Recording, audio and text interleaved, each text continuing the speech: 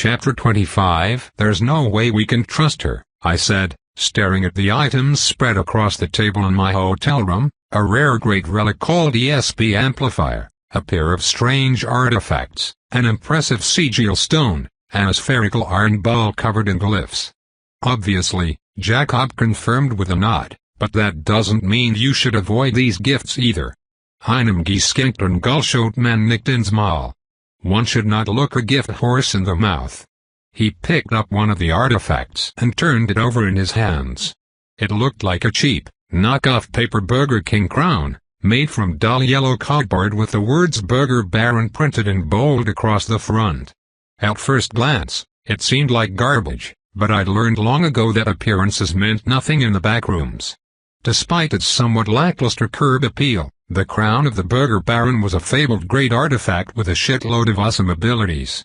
It boosted grit, scaled with variant assimilation level, and had a passive effect called Mental Fortress, which granted partial immunity to charm-like spells and increased resistance to psychic damage.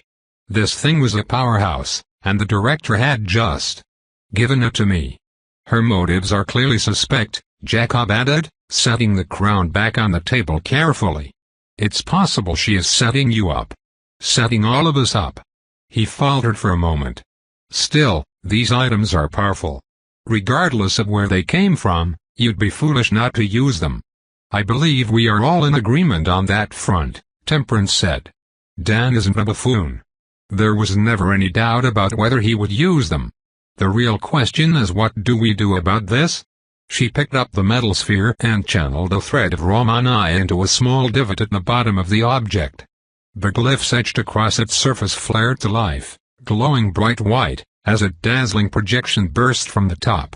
It was a map, but not like any map I'd ever seen. The projection showed a sprawling, three-dimensional web of connections, like a cast mold of a termite colony. Thousands of diamond-like nodes glittered in the air, linked by thin strands of energy. Each point represented a kiosk, and the kiosks acted as entry and exit points to a vast network spanning hundreds of floors. Using that network, anyone with the know-how could easily travel between kiosks. Some kiosks connected laterally, allowing for quick travel within the same floor. Others connected vertically to adjacent floors, or even skipped several levels entirely, much like the double-decker stairwells. The rarest of the bunch, however, were marked with pulsing orange light. Those were spatial gateways and, much like my own doorway anchors, they defied the laws of space and time. All a prospective delver had to do was go through one, and then they'd instantly step out of its paired gateway. With the right knowledge, someone could use the network to travel from floor 75 to floor 225 in the blink of an eye. Sure, they'd have to reach level 75 first. But this map made it clear how much easier the network could make things.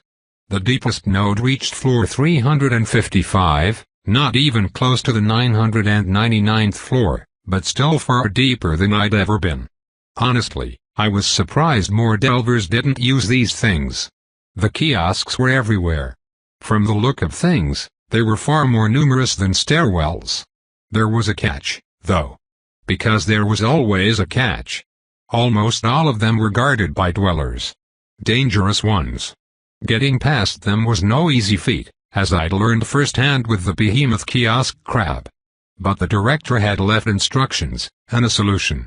Turned out, the dwellers inhabiting the kiosks were all oath-bound to the network's owner. In this case, the franchisor. They did its bidding. Well, maybe did its bidding, was a bit of an overstatement. They were still more or less feral murder hobos, but they begrudgingly let any delver with a special club card pass through the network unmolested. That was the second artifact the director had gifted us with.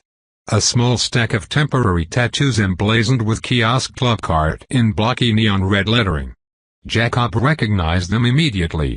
These are incredibly expensive, he said, running a finger along the edge of one. The Black Harbor Syndicate sells them, but they charge a small fortune. Most delvers simply can't afford to pay their fees. It's possible that Wraith has one, though I doubt it. According to Jacob, the tattoos lasted for a month and granted access to both the auction house and the network.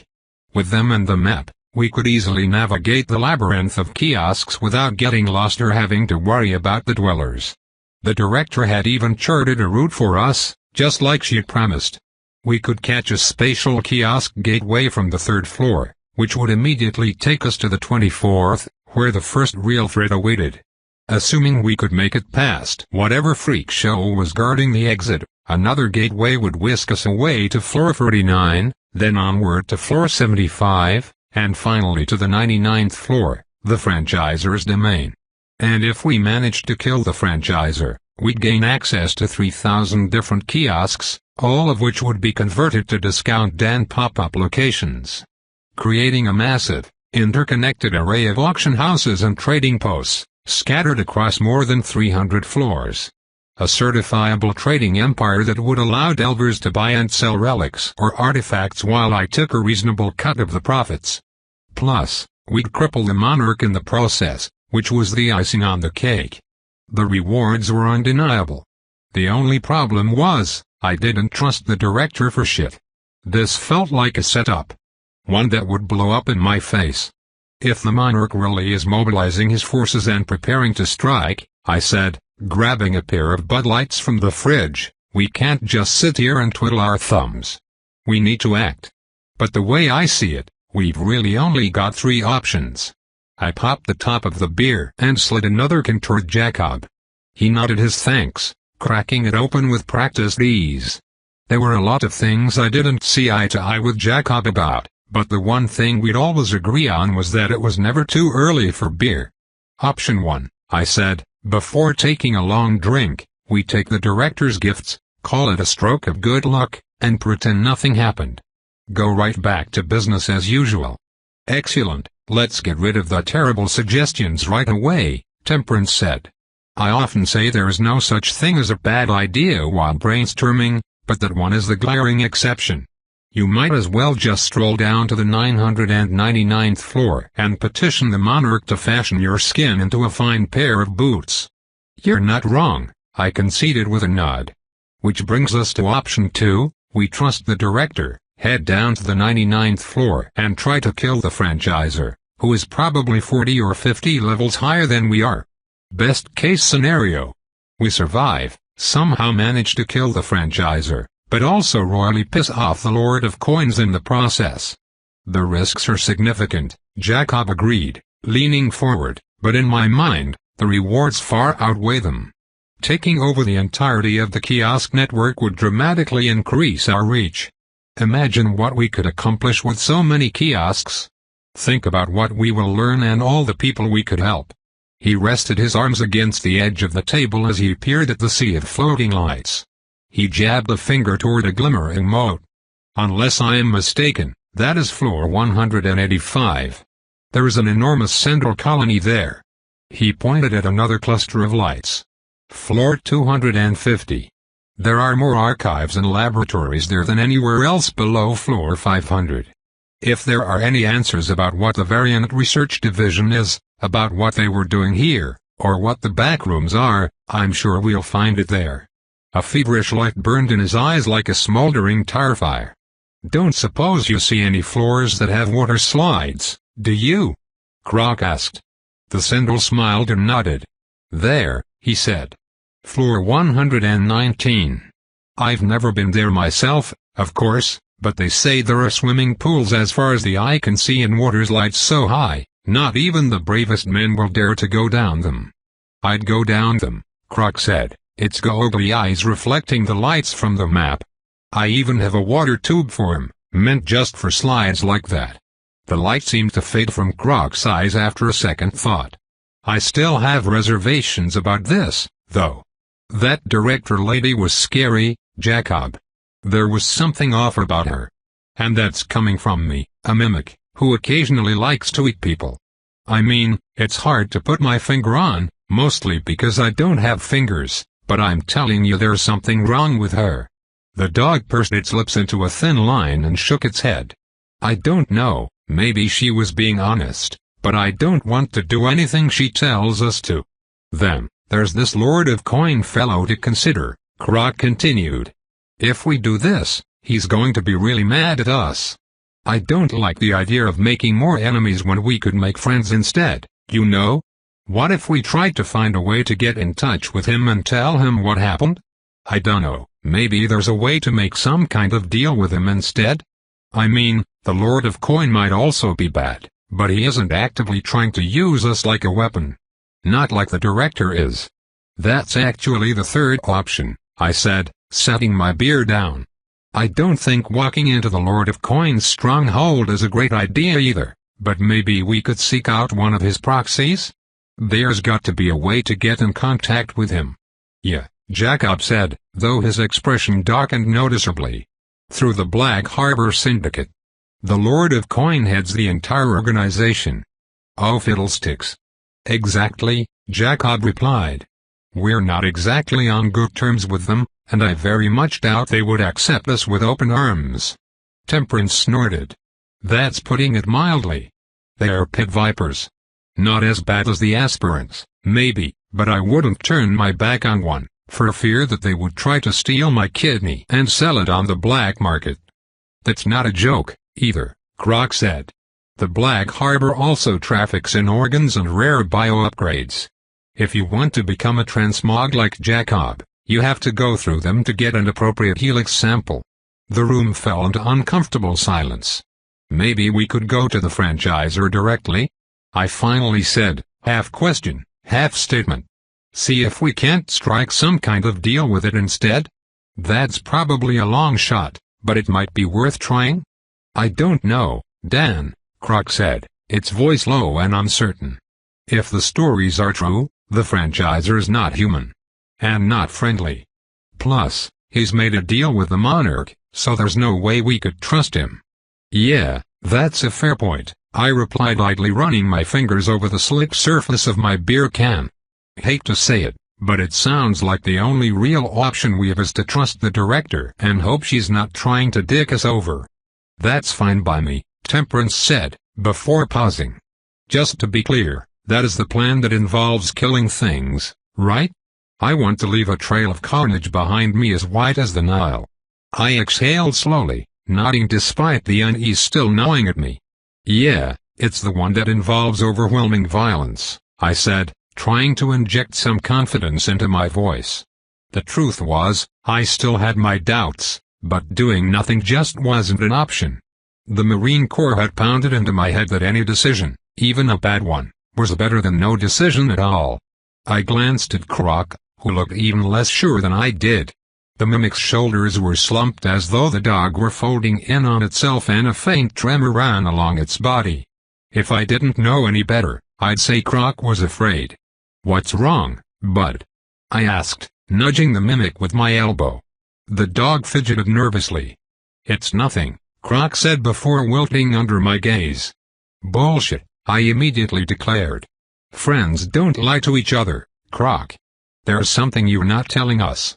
It's just, now that we're here, Croc said, rather sheepishly, on the verge of descending. Well, I'm not sure this is what I want anymore, Dan. I thought I wanted to go deeper, I mean floor 119 does sound amazing, but now? Now, I'm scared. Some part of me knows we need to go deeper, but another part of me is terrified that if we do this, we're going to lose everything. That I'm going to lose you, Dan. The dog faltered and stared down at the floor, unable to look at me a moment longer. I don't think I can handle that, the mimic said. Gertrude was the closest thing I'd ever had to a mother. She saved me, and if it wasn't for her, I wouldn't be here. When the aspirants killed her, I thought I was never going to have a family again. I was sure I'd never be happy again. Even though I tried to help other delvers, most of them were terrified of me. Or disgusted by me. They treated me like a monster, because that's what I was to them. A monster. But not anymore. For the first time ever, I have friends. I have a community where people don't hate me. Where they aren't afraid of me. Those little kids from Howler's Hold were playing with me, Dan. They were laughing with me, instead of screaming at me or running away in terror. That's never happened before. It's just... The dog slunk over and dropped its head onto my leg. Its huge plastic, goggly eyes stared up at me. I've seen so much death, Dan. And I couldn't bear to lose you. Even thinking about it makes my insides hurt, like when I've eaten too much froyo. Only worse. And with less gas. I think you might be lactose intolerant, Jacob muttered. I have a pill that can help with that. I appreciate that, Croc said seriously, but I already have enough toes.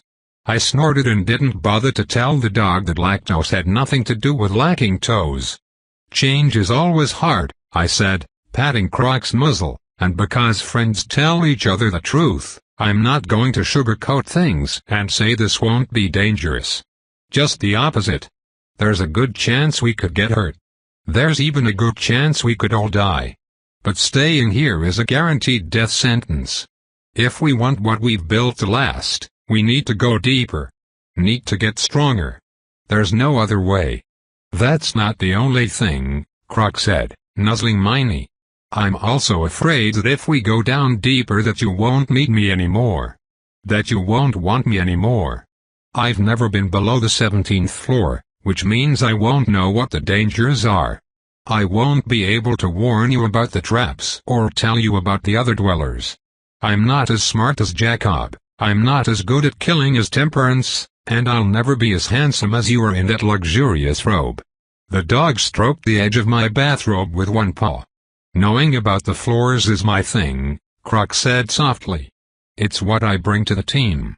If I don't have that, Dan, I don't have anything to offer. I mean, my knowledge of Twilight is admittedly impressive, and my chair impersonation is getting pretty good, I suppose. The mimic's form burbled, and a blue wingback chair replaced the dog. It still didn't look normal, but it was more convincing than it had been, once upon a time. But, the chair said, the seat cushion forming its mouth, I feel like this is pretty situational. Will you still want me around, even if I don't have a thing anymore? Friendship isn't transactional, I replied without missing a beat. I want you around because of who you are, not because of what you can do for me. This place is bleak and lonely and miserable, but you make it less bleak and lonely and miserable. That's what you bring to the team. Thanks, Dan, Croc said, still in chair form. A tear leaked down from a black button I set into the backrest. It would have been sweet if it wasn't so viscerally disturbing. You're welcome, bud. But you're also right. This is dangerous, and even if we survive, things will change, which is why we should vote on it. I'm not the flayed monarch, and this isn't a dictatorship. I won't force anyone to go. For better or worse, we're in this together, and this is our decision, not my decision. I lifted my hand. With that said, I vote we go. Everyone was quiet for a long beat as the full weight of the situation sank in. Although both Temperance and Jacob had said they wanted to descend, talk was cheap. Easy. Walking the walk was another thing entirely. A lesson Croc was coming to terms with in real time. Jacob was the first to break the tense silence. I haven't changed my mind. I will go, too. He nodded, his jaw set into a hard line. I already told you, I mean to make it to the bottom. To find answers, then find a way out. I'll never get another chance like this one. Mitgehangen, mitgefangen, or as you would say, in for a penny, in for a pound. If he goes, then so shall I, Temperance declared, a wry smile tugging at her lips as she glanced at Jacob. I simply cannot allow myself to be outdone by a pacifist. The 1000th floor beckons, and I mean to prove myself worthy of its summit, even if no one else believes it. That last remark caught me momentarily off guard. Temperance normally seemed so self-confident, yet underneath her reckless, devil-may-care attitude, I had a sneaking suspicion that she was deeply insecure and unsure of herself. It wasn't hard to guess why. She'd been betrayed by her family, abandoned by her fiancé, and sentenced to a cruel and ugly death for a crime she didn't commit. She wanted to belong. She wanted to be valued just as badly as Croc did. You know, you don't have to prove yourself to Jackson or the rest of those us clowns with the roomkeepers, right? I said, more statement than question. It's not about proving myself to him, Temperance replied, dismissing my comment with a wave of her hand. I didn't become a roomkeeper because of Jackson. I did it for myself. If not for the backrooms, I'd be dead. They saved me. Choose me. I'm proving to them that I was worth the effort. And I'm proving it to myself as well. The core belief of the roomkeeper faith is simple: strength is the most important thing in the world. I will make myself strong, so no one will ever get to me what my family did. What Jackson tried to do to me. I've been weak my whole life and I refuse to remain that way. Besides. Her expression softened. You won't last long without me. She stole a sidelong look at Jacob. You need someone who isn't afraid to get their hands dirty? Jacob sighed and rolled his eyes but said nothing. He was smart enough to know that wasn't a conversation he could win. What about you, Croc? I asked. And before you say anything, I want you to know that no matter what you decide, you'll still be my best friend. If you want to stay behind and help run the store, I won't be upset at all. The blue chair melted into a puddle of writhing limbs and mouths and eyeballs, before finally reforming into the familiar dog shape. I still have reservations, Dan, the dog said, but if you're set on doing this, I'm with you all the way. I won't tell you that I like it, because friends don't lie to each other, but friends don't abandon each other either. And you're my best friend, Dan. Also, between you and me, I can't stay in the store. Pony Puff is clingier than ever, and I keep finding her staring at me when she thinks I'm not looking. It's unsettling, Dan. The dog grimaced. Also, I can't technically prove this, but I suspect she might be considering trying to sacrifice me to her god. I found her building an altar in one of the supply closets, which is very upsetting to look at. I couldn't help but laugh.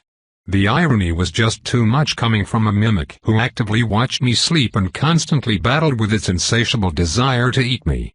We are agreed then, Jacob said. I am feeling a profound sense of angstlust. You do not have a comparable English word, but it means a mixture of fear and excitement. Oh, we have a comparable word, all right, I said, nodding enthusiastically. It's farboner. Mean gut, the lizard man replied, pinching the bridge of his nose. I work with idiots. He sighed, then pulled out a small notepad from his jacket. Hilariously mistranslated phrases aside, if we are going to do this, we must be smart. Cunning. I'll need a day to prepare. Perhaps two. He began furiously scribbling down notes in neat German. There are a few elixirs we will very much want to have on hand. I don't know if we can trust this director or not, but she was telling the truth about one thing: the 24th floor is, indeed, dangerous. Why? What's on the 24th floor? I asked. The everlasting suburbs, Jacob replied, sounding grim and not at all enthusiastic. Home of the lawnmower men, the cannibal kids, and the worst thing of all, the Sunnyside Homeowners Association. Chapter 26. We spent the next day preparing for the descent. Jacob was the only one who'd visited the 24th floor, but surprisingly, he only had a few vague tidbits to share, which basically boiled down to be ready for anything. Especially mindfuck games. The entire floor was what the Central referred to as a cognition hazard. Apparently, some levels were so incredibly toxic to life, they came with their own warning labels. Floors with spatial hazards distorted or manipulated space in some way, while biohazard floors were generally riddled with so much blight that they were unsuitable for Delver habitation. There were temporal hazards and spatial hazards, thaumaturgic hazards and cryohazards. So many different hazards, it was hard to keep track of them all. Floors marked as cognition hazards typically contained a bunch of bullshit that adversely affected perception and the mind, which was part of the reason Jacob couldn't tell us more. Because he'd forgotten more than he could remember. Suddenly, the inclusion of the Burger Baron artifact crown made a whole lot of sense. Temp was thrilled at the prospect of killing new and interesting things, while Croc spent most of its time worrying endlessly about what kind of nightmarish traps and horrors would be waiting for us. The mimic kept pestering Jacob, grilling him for any detail, no matter how small, which the Central might have overlooked. What we knew for sure was that the level was some sort of sprawling suburban nightmare filled with endless cookie-cutter housing developments and unnerving dwellers who were always more than they appeared to be on the surface. For my part, I spent less time worrying and more time prepping. As my old company commander used to say, success came down to the 6 Ps. Prior preparation prevents piss-poor performance. The first item on my to-do list was to sort through the strange offerings the director had left behind. The kiosk club cards were completely self-explanatory and there were enough to go around, with extras to spare. I had more than a few doubts about how effective the network passes would actually be, but after reading over the description, I figured having them wouldn't make things worse. Kiosk club card, temporary tattoo. Uncommon artifact type, single-use duration, 2-3 weeks. Longer if you don't wash, you filthy animal. Stamped with the soul-crushing emblem of commercial damnation, the kiosk club card is your one-way ticket through the monster-infested tunnels of a consumerist hellscape where survival is just another transaction. That's right, slap this baby onto your skin, and suddenly, you're untouchable. Kiosk dwellers will see the brand and instantly recognize you as one of their own, a fellow denizen of the corporate meat grinder. Just another poor schmuck, bound heart and soul to the franchisor. No one escapes the grind. No one. The idea of wearing the tattoo didn't sit especially well with me, since I resented the idea of being bound to the franchisor in any meaningful way. There was something about the idea of branding myself that just felt gross, but it wasn't a hill I was willing to die on. I'd already made so many questionable life choices, that this wasn't even in the top 20. I slapped one of the tattoos onto the back of my hand so it would be completely visible without having to pull off my bathrobe every time a hostile dweller caught a glimpse of me, then I tucked the rest into spatial storage for later. My other artifact, the crown of the Burger Baron, was ridiculously overpowered, and I didn't think twice before putting it on, though. I started second-guessing the choice when I caught a glimpse of myself in the reflective door of the break room microwave. Thanks to the bathrobe, 2-0 belt, and Jord combo, I already looked like a hobo contractor. With the paper crown in place, I now looked like an insane hobo contractor. One who panhandled outside a Burger King in the bad part of town. The sigil stone was as equally powerful as the Burger Baron's crown, but it was even more useful in its own way. Split personality? Fabled sigil. Type, cloth armor sigil. Ever feel like your brain is just a soggy, single-core processor struggling to run the latest version of life.exe? Well, you're in luck, friendo, because the scientists at the Variant Research Division have outdone themselves. With this bad boy, you can finally transcend the stifling limitations of your pathetic human mind and tap into a grander cosmic consciousness, or at least fake it convincingly. Unfortunately, this ability doesn't actually boost your IQ or make you any smarter. Rather, it creates a powerful psychic reservoir by carving your delicate psyche into partition sub-pockets, each capable of focusing on different tasks simultaneously. Split personality transforms your very mediocre brain from a meat cleaver into a Swiss Army knife with lots of cool widgets and attachments, except the mini tweezers are your childhood trauma and the corkscrew is your crippling self-doubt.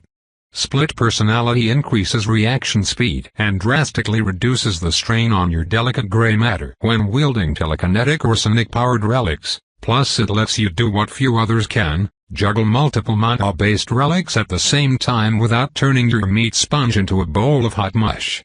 Perfect for multitaskers, overachievers, and anyone desperate enough to trust their sanity to a sigil marketed like a late-night infomercial. Disclaimer, use at your own risk. VRD is not responsible for any identity crises or sudden urges to monologue about the futility of existence. It was better than anything I possibly could have hoped for, and it seemed to be handpicked just for me and my current skill set. I didn't love the idea that some rando delver with the power to turn me into meat cubes knew what relics I had in my spatial core, but like Jacob had said, I didn't plan to look this particular gift horse in the mouth. It was a cloth armor sigil, and though I only had one empty slot left in my bathrobe, I didn't think I was gonna find a more fitting sigil. There was a brilliant flash of white light as I merged stone and fabric. For a long moment, time seemed to slow and every one of my senses sharpened as a sudden wave of mental clarity unfurled inside my skull like a flower opening its petals to the sun. Although I didn't feel any smarter, everything felt sharper. Crisper. almost as if I'd just woken up from a great night's sleep and pounded a cup of good coffee. Curiously, I reached out with a thin thread of telekinetic energy and lifted my screwdriver into the air, then plucked the hammer from my tool belt a moment later. For the past week, I'd been actively working to telekinetically control two weapons at once, and though I could technically do it, the mental strain was insane. Felt like trying to write an essay with one hand while simultaneously dribbling a basketball with the other. Possible, but not easy. Now, though, it felt like the most natural thing in the world. Easy. Effortless. The screwdriver and hammer danced in the air, twirling and spinning in complex patterns that I never would have been able to pull off before. I didn't even have to actively think about it anymore. They instantly responded to my will and did what I wanted as though they were a natural extension of my body. I immediately burned through 5 shit-tier relics to upgrade mental micromanagement to level 3, allowing me to telekinetically hold up to 3 items at a time. The last time I'd done this, it had taken me the better part of 2 days to even lift 2 tools simultaneously, and even then, I'd nearly had a brain aneurysm in the process. I extended another thread of telekinetic power and braced myself, fully expecting to get mule-kicked in the teeth with mental agony. But when I lifted my 12-inch adjustable wrench from its familiar slot in my tool belt, it rose into the air without issue and just floated there. I didn't feel a single ounce of additional mental tension. Not even when I added the wrench into the delicate ongoing dance between the screwdriver and hammer. The 3 tools circled in an endless loop, zigzagging this way and that. I experimented with juggling all 3 tools at once, quickly cutting off the flows of mana, then reactivating them in quick succession, which was a trick I'd used to proc the wild surge effect more quickly. Mental micromanagement only cost 1 mana per minute, per item, which was dirt cheap, but if I disrupted and restarted the spell before the end of a minute passed, the system counted that as a new cast but didn't cost any additional mana.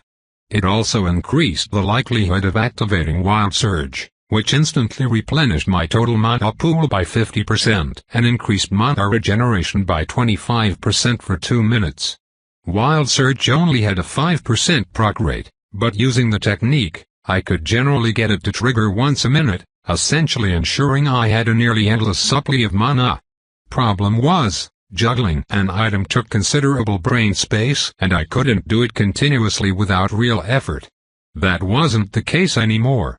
With split personality, I could perform the task subconsciously, and not just with one item, but with all 3.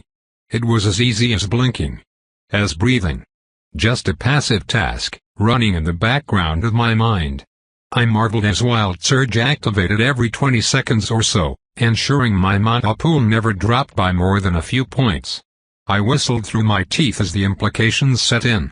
So long as I always had mental micromanagement activated, I'd be able to rapid-fire spells without ever truly worrying about running out of mana. Instead of a bolt-action rifle, I was now a spell-firing machine gun. It was like split personality had been custom-created to amplify this specific spell. I pulled out the last item I'd received, a rare grade, fully leveled relic called ESP Amplifier. It was a support ability which, on its own, didn't seem to be all that impressive. Not bad, of course, but nothing to write home about either. When equipped, it passively increased grit, but lowered athleticism as a side effect. It also significantly boosted the effects of all mind-based relics equipped and lowered the cooldown time by 15%. Like I said, good. Not so good, however, that it would be worth adding to my spatial core on its own. But my gut told me it wasn't meant to be used on its own. The director knew I had the compass of the catacomber, which meant she also knew I had access to the researcher's codex. That could only mean one thing: I was supposed to forge it with a relic I already had. While Neural Slipstream and Existential Dread were both mind-based relics, when I took split personality into consideration, it wasn't hard to guess what I needed to do. Using the researcher's codex, I spent the next half-hour experimenting with potential configurations, looking for the best possible combo. Forging mental micromanagement and ESP amplifier directly resulted in a Fable-grade relic called Force Flux Wave, which released a powerful burst of pure telekinetic power. It didn't inflict any direct damage, but it did lift all enemies within a 50-foot radius into the air, effectively immobilizing them for the 20-second duration of the spell. Although it was powerful ability, it wasn't fully tempered and it lacked the finesse, nuance, and versatility of mental micromanagement. I liked the skill as it was, and with the addition of split personality, it was more powerful than ever. It was also possible to resist Force Flux Wave with a high enough grit score, which made it an uncertain gamble at best. By adding in a third relic, this one an uncommon great called Blink Blad, which allowed the user to summon a magical box knife, I could create another powerful iteration. The result was Phantom Arsenal, a fully tempered ability that let me conjure an entire arsenal of weapons, all crafted from pure mana that I'd be able to telekinetically control. The spell immediately reminded me of the Flayed Monarch, who had used a strikingly similar ability during his battle with the Boundless Wanderer. The Monarch's spell had been more powerful, though.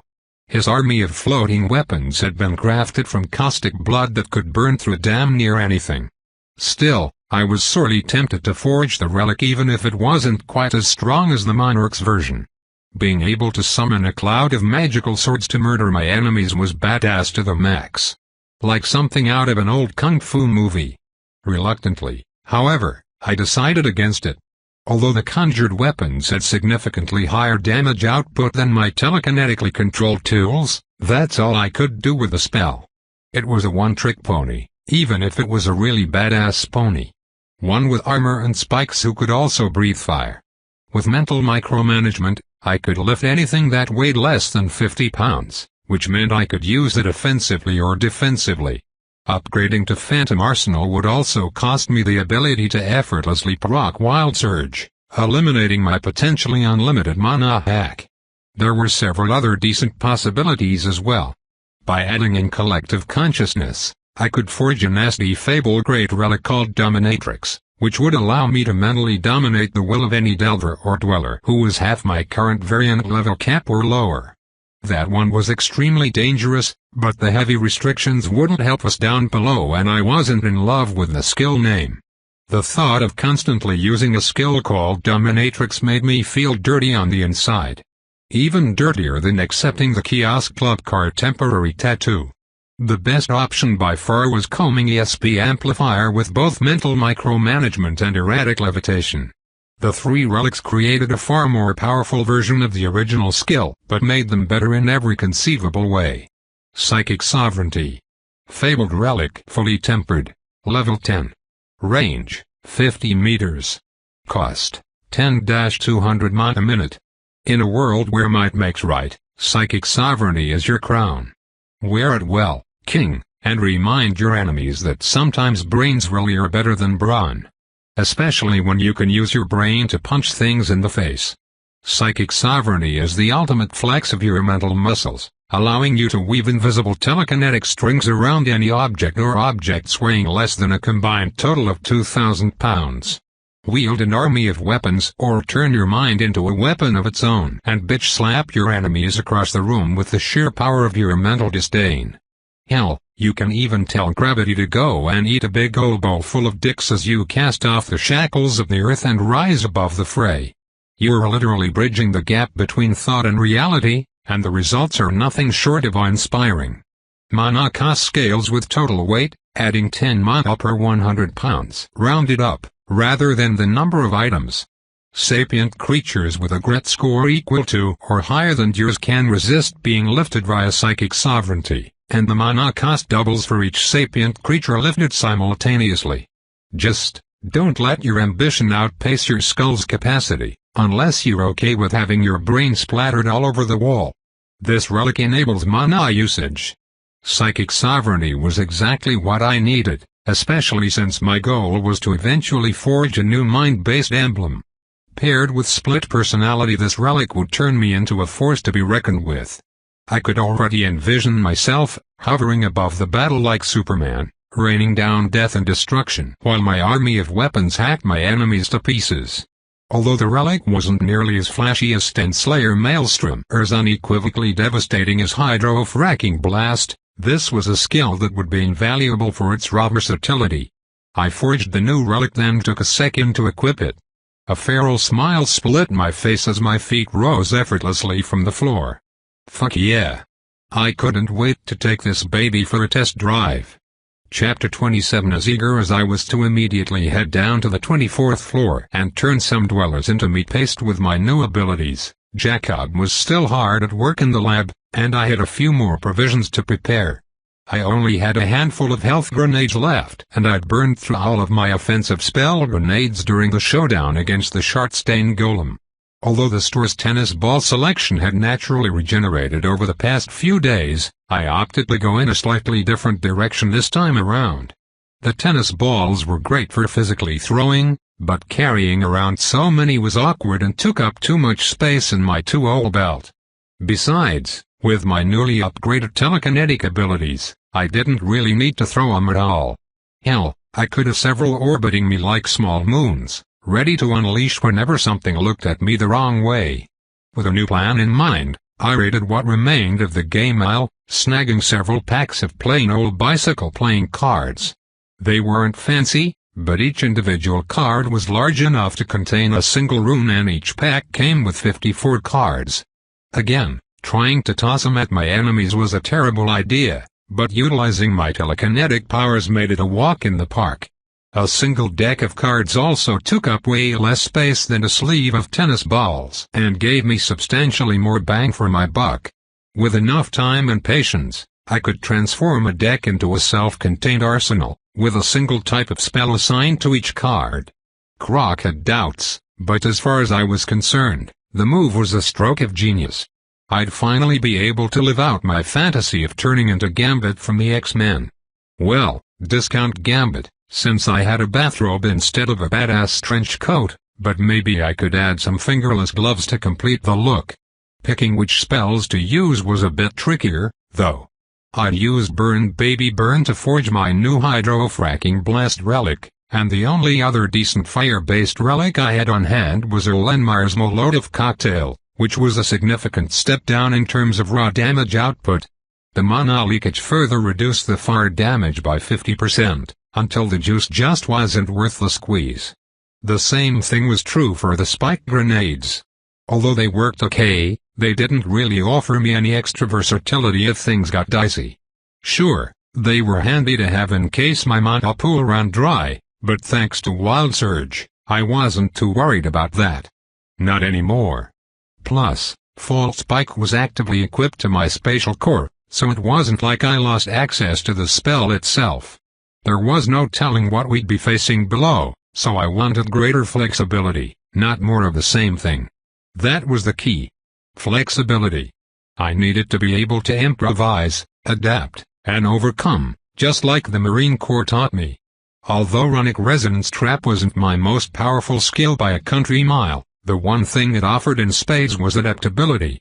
On paper, it made sense to upgrade some of my most hard-hitting spells like Hydro-Fracking Blast or Stainslayer Maelstrom, but some deep-seated instinct told me that leveling Runic Resonance Trap would serve me better in the short term. Raising the relic from level 5 to level 10, the next major threshold, would take an eye-watering 50 relics, 10 per each level, but thankfully I had a lot to burn. Our grand reopening had netted us nearly 300 new relics in total, and though many ended up on the shelves for resale, there were a shit ton of duplicates and trash-tier relics that I could afford to sacrifice in pursuit of greatness. Even though it pained me a little on the inside, I bit the bullet and did what needed doing. After a long and rather tedious process, Runic Resonance Trap finally hit the level 10 threshold, unlocking several new upgrades. For starters, the cast time dropped from 20 seconds to 10 and the mana leakage improved drastically. Now, all the runes I crafted could contain 75% of the original spell effect. But the real payday was a shiny new secondary feature called Runic Triggering Mechanism, which was even better than Runic Outhandler. With it, I could add a specialty trigger sigil, specifying under what circumstances the core Runic trap would activate. That didn't sound all that impressive, until I realized the trigger was only limited by my imagination. I could create a trigger condition so that the trap rune only activated when I said a specific word or phrase. Or when someone else said a specific word or phrase.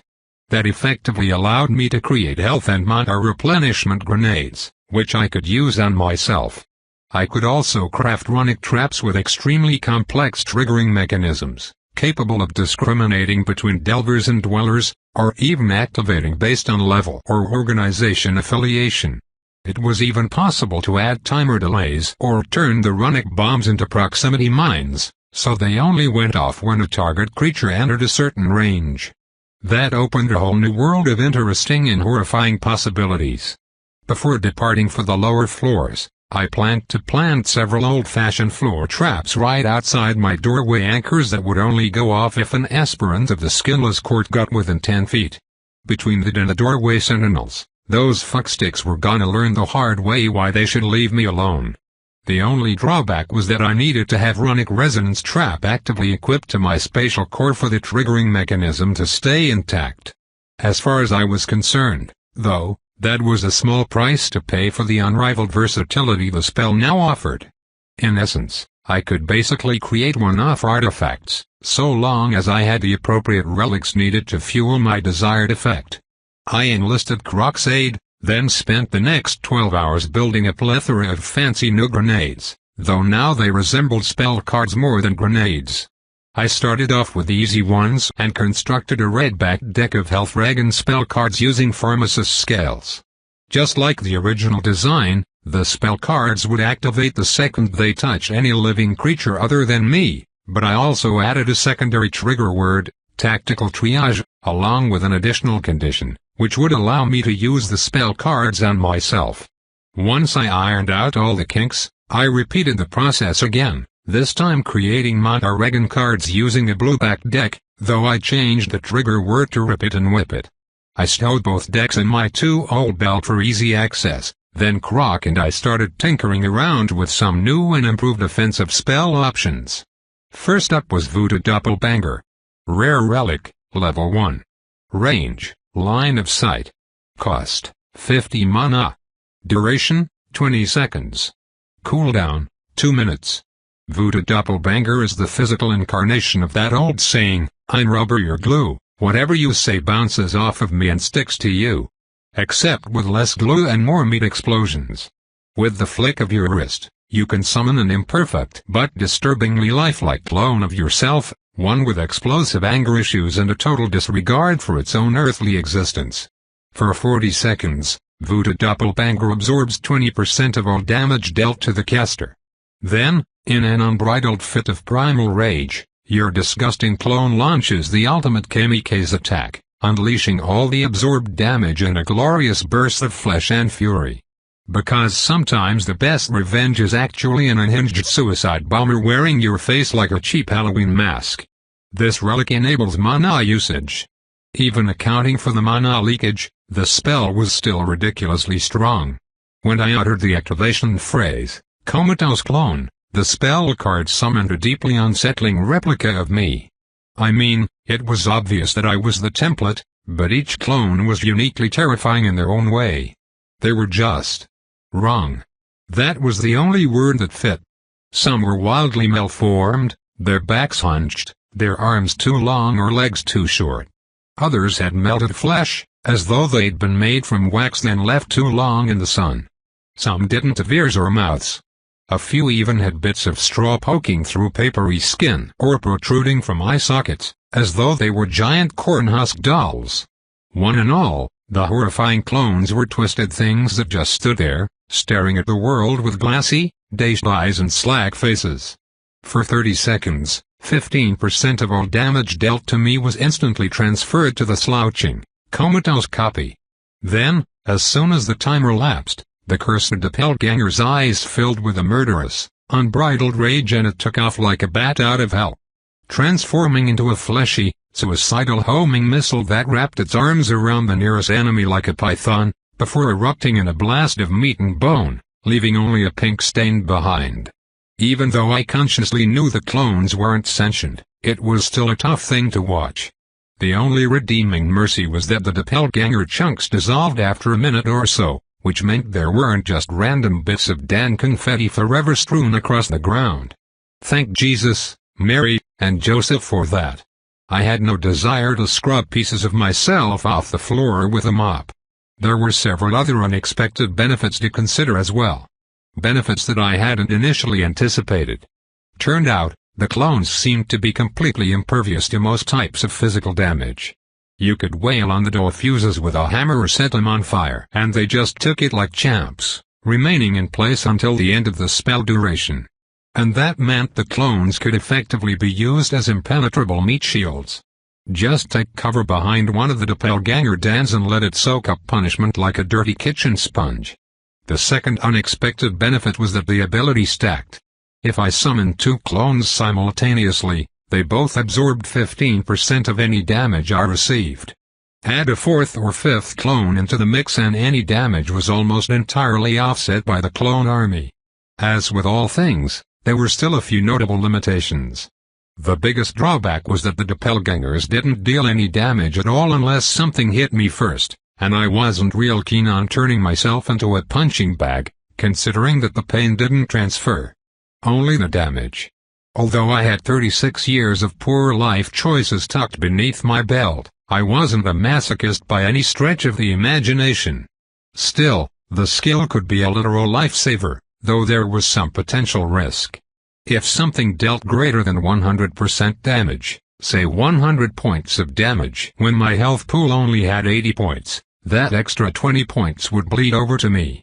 If I wasn't careful, it would be easy to get overconfident, wade into a genuine shitstorm, and wind up dead as a doornail.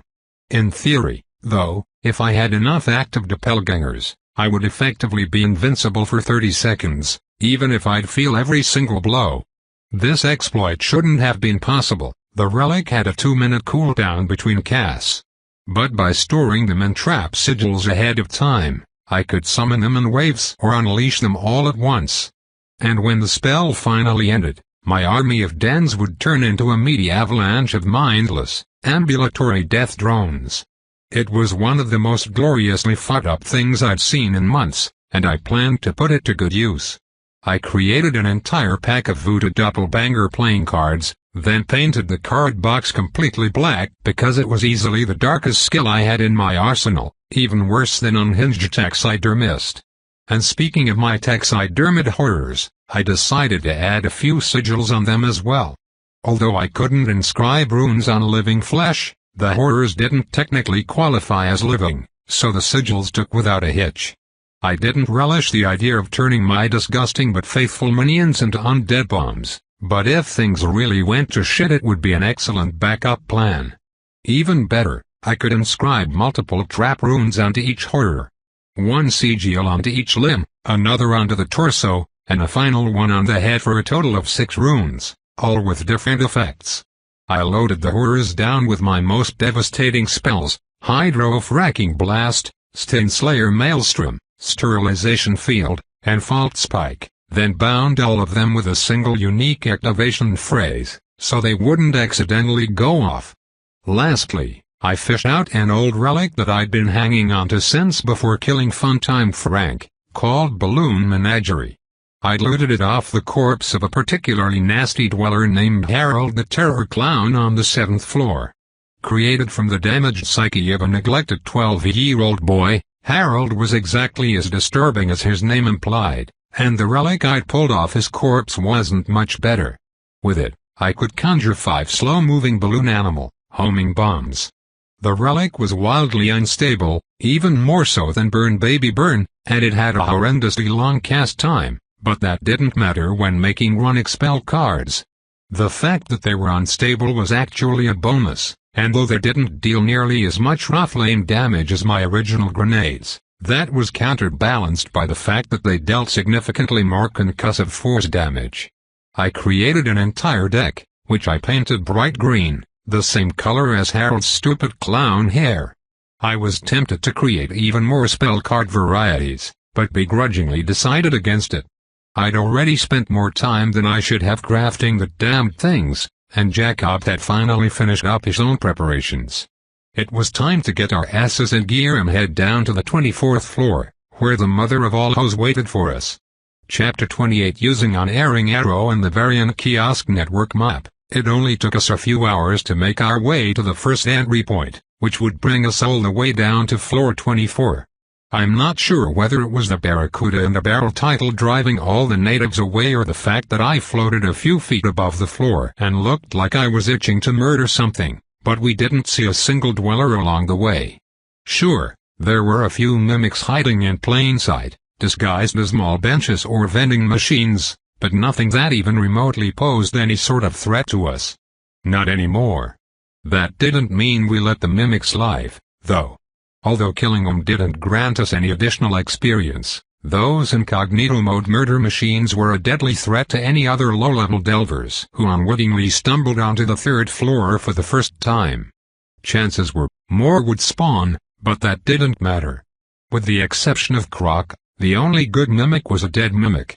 Plus, I couldn't say no to free relics, even if they were only common grade.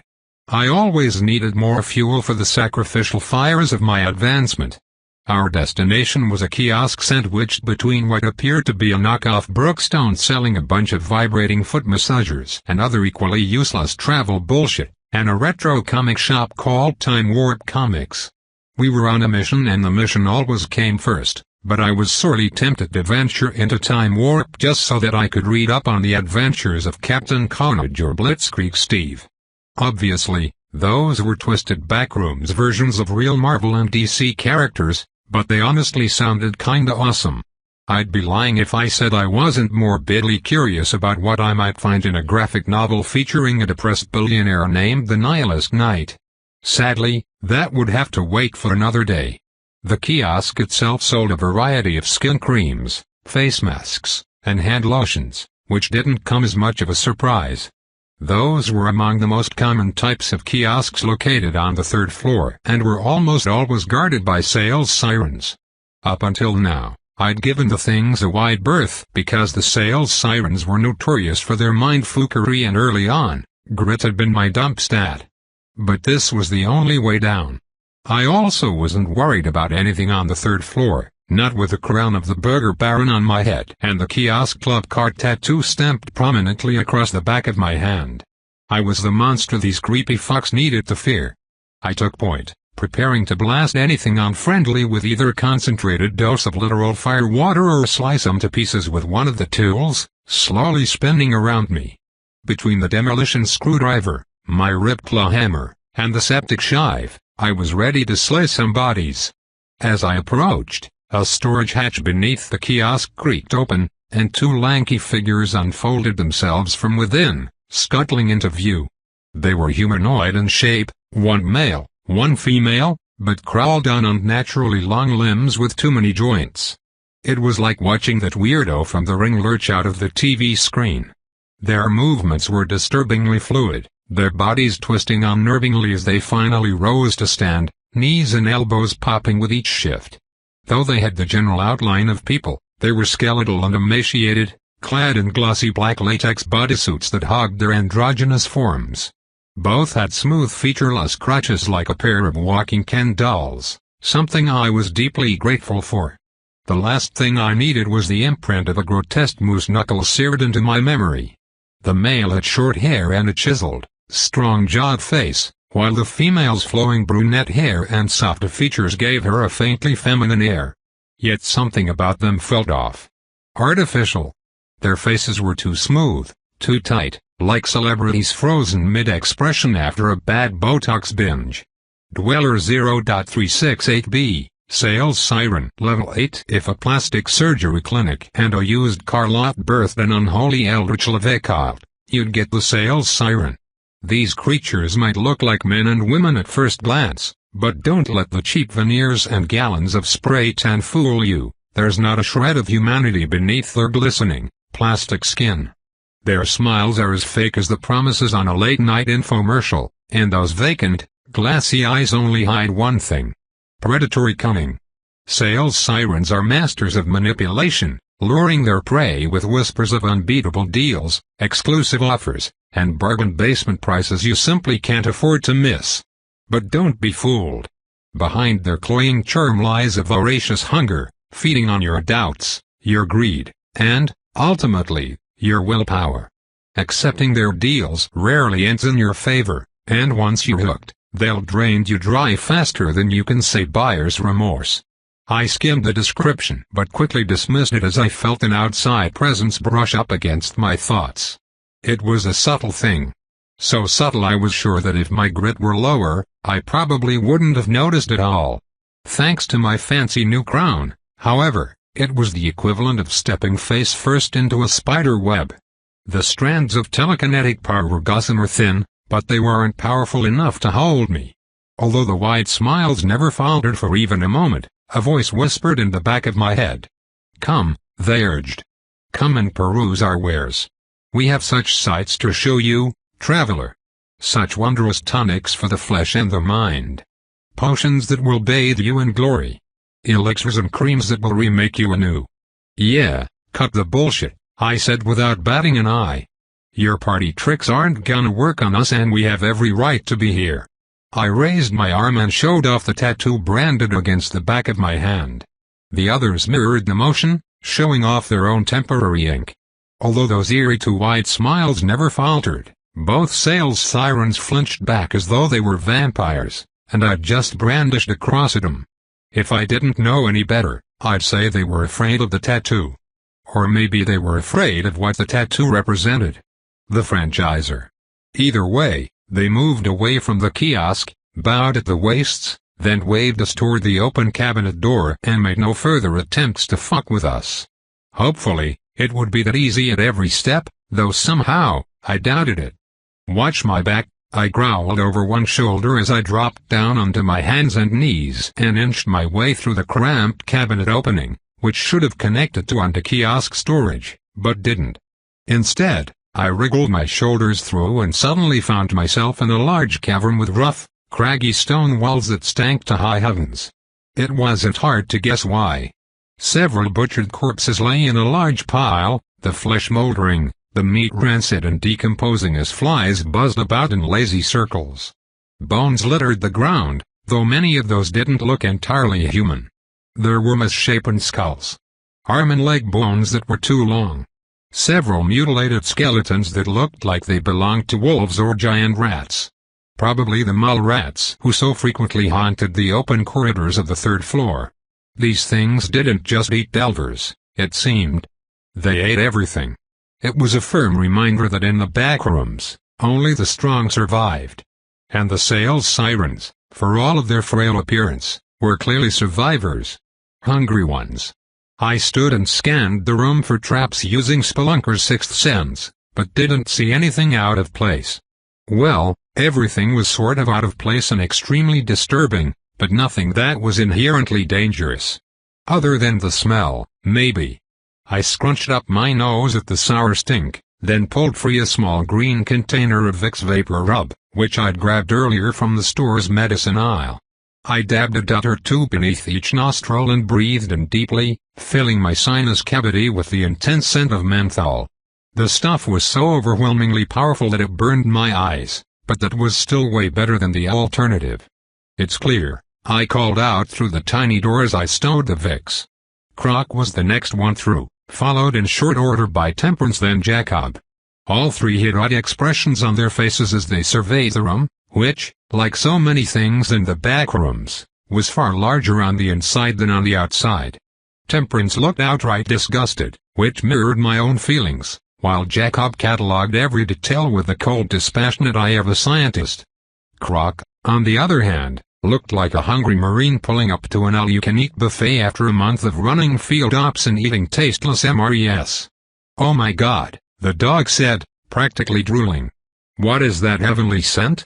"It's dead bodies," I replied with a grimace. "Not just dead bodies," Croc corrected. "Dry-aged dead bodies. The age really bakes in the flavor, Dan. Gives the meat a sort of an oaky aftertaste." The mimic glanced left then right, obviously searching for any sign that the sales sirens had followed us in. But no, they were still outside. "Do you think those fellas would mind terribly if I took just a nibble or two?" Croc asked in a low, conspiratorial whisper. "It's been ages since I've had a really good dry-aged corpse. Gonna be honest with you, bud, I don't think they'd be happy about it," I stated flatly. I couldn't believe that this was the conversation I was having. But, Dan, I'm so hungry, Croc lamented, its goggly eyes staring at me like huge moons. I hated saying no to Croc, but I wasn't sure what the rules were for the kiosk club cart, and I didn't want to risk violating some unspoken toes and getting mauled by all the dwellers inside the network. When we get to 24th floor, I said like a parent reassuring an anxious child, I promise we'll find you something to munch on. A whole pile of bodies, if that'll make you happy. Promise, Dan?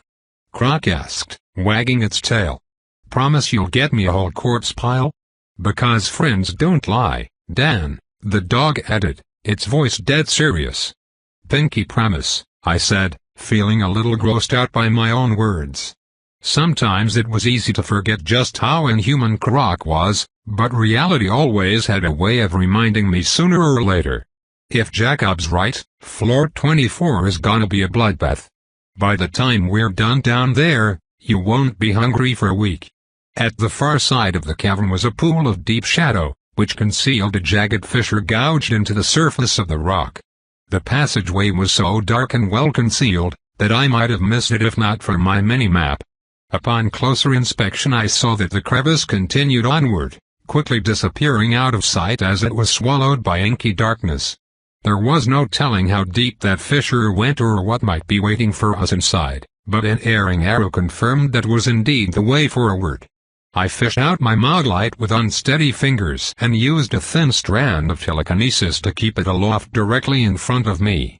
The beam carved through the gloom, but there wasn't much to see. Just gray stone walls and a low ceiling, though not so low that I'd have to crouch, thank the Lord. Once again, I opted to go first so that I could scan for traps, but almost immediately regretted it. The passageway was cramped, narrow, and claustrophobically tight. I'd never struggled with enclosed spaces before, but something about the fissure, cutting through the earth, left me feeling shaky and sick to my stomach. I kept envisioning the level-shifting positions and the floor opening beneath my feet. That or the walls crunching together, turning me and my friends into red smears and smashed intestines.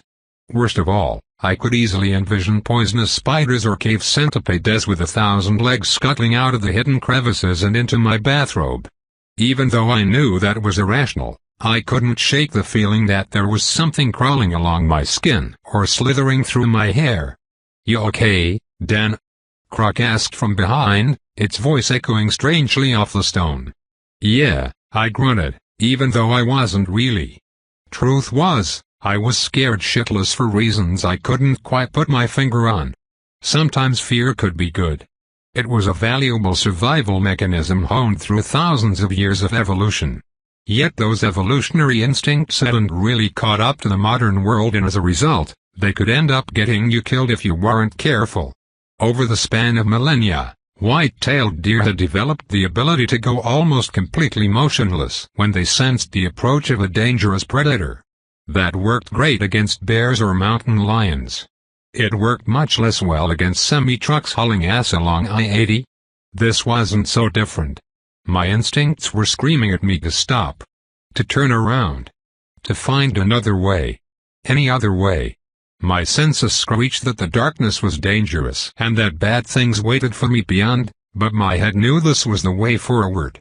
As counterintuitive as it felt, charging into the breach was the path toward survival. So, even though I didn't want to, I grit my teeth, sucked it the fuck up, and pushed onward. The earthen fissure zigged and zagged, rarely going in a straight line, though the floor gradually slipped downward as we moved. No one talked, and the only sounds to be heard were heavy breathing and the scuff of boots along stone. We inched along at a snail's pace, but after half an hour or so, the fissure finally widened, dumping us into an underground tunnel. The tunnel was less claustrophobic but equally unnerving in its own uniquely fucked-up way. The walls were studded with countless bones. Rows of yellowing skulls were arranged into macabre patterns that yawned into the distance before disappearing out of sight. Unlike the fissure, which was deathly dark, a soft green witchlight seeped from the legion of skeletal eye sockets, casting the hallway with eerie shadows which seemed to dance and flicker in the corner of my vision. Although I'd never visited the catacombs beneath Paris, I'd seen pictures on the web. This place looked identical. Other than the creepy glowing skulls, of course, which made me wonder how much of this was real and how much of it was actually pro-generated material, fabricated from scratch by the god box down on floor 1000. Intellectually, I knew that tens of thousands of people had clipped into the back rooms. Maybe even hundreds of thousands of people. But what were the chances that each and every one of them had ended up here, lining the walls of this obscure passageway and the kiosk network? That stretched the limits of plausibility, which made me think none of this was real. At least not real like me or Jacob or Temperance. That revelation robbed the cramped corridor of its creepiness, though that didn't mean the things living here were any less dangerous. The mimics weren't real in a materially significant way, and neither was Funtime Frank or the ghastly hotel lodgers on the 5th floor, but they'd all be more than happy to rip me a new asshole given half a chance. It was important I remember that fact. Complacency kills, I reminded myself for the 1000th time.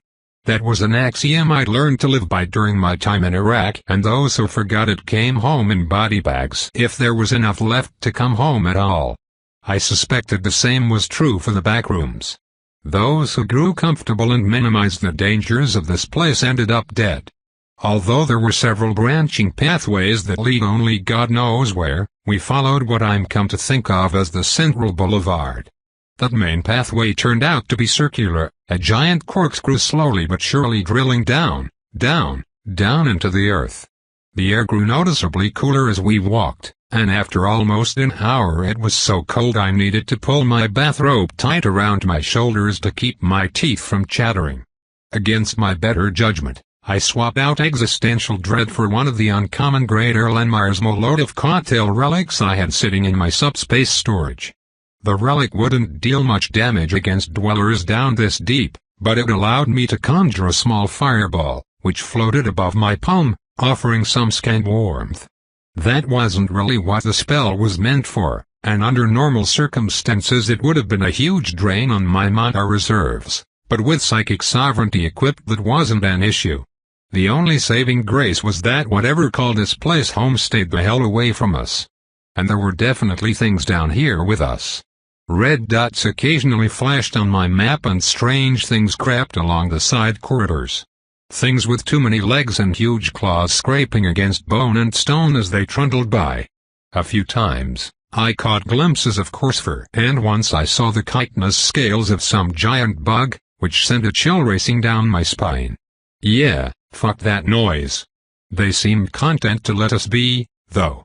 I wasn't sure if they left us alone because we had club cards or because we were all level 20 or above with titles that actively repelled lower-level dwellers, but in the end, I didn't give a shit. The only thing I cared about was that we didn't have to murder a bunch of cave-dwelling giant centipedes or deformed spiders made entirely out of human bones. I mean, I wasn't sure that's what was lurking down here, but if it wasn't that it would be something equally awful. The backrooms never failed to deliver when it came to serving up mentally traumatizing freak shows that defied the scope of human imagination. Eventually, the endless corkscrew leveled out and the catacombs disappeared, replaced by a large earthen cavern filled with piles of little garbage. We'd walked into what could only be an underground landfill, one overflowing with the ghostly remnants of American suburbia. There were rusted bicycles and a solitary trike, missing one wheel. Used mattresses, ripped up and left to rot, alongside heavily stained couches and broken furniture. Piles of old clothing, busted toys, and equally broken dishware. Pots, pans, and kitchen appliances galore, plus a whole mess of as-seen-on-TV bullshit. A derelict riding lawnmower with the engine ripped out sat precariously perched on a heap of discarded sheets and blankets. We were getting close to the 24th floor. I could feel it in my bones. A narrow pathway threaded its way through the teetering mounds of debris and came to an abrupt halt at a freestanding door. Not a normal door either. This was a slab of thick metal, which reminded me of the walk-in freezer I'd acquired from the abandoned kitchen in Hotel Hell. I cast unerring arrow, and a beam of blue pointed straight at the door like a hound with the smell of blood in its nostrils. This was it. We'd been playing on easy mode for the past 3 or 4 weeks, but all that was about to change. On the other side of that door lay death and lots of it. Hopefully we'd done enough to prepare. I took a deep breath and gave the others one last look. I saw my resolve mirrored in each of their faces. Well, except for Temperance. She looked like a kid, getting ready for a shopping spree in a candy store. She had cranked the crazy all the way up to 11, and there was a hungry zeal in her eyes that was a little bit frightening. As for the others, whatever reservations they might have once had, they were gone. We had made our decision, and now it was time to kick ass, commit war crimes, and God help anything that got in our way.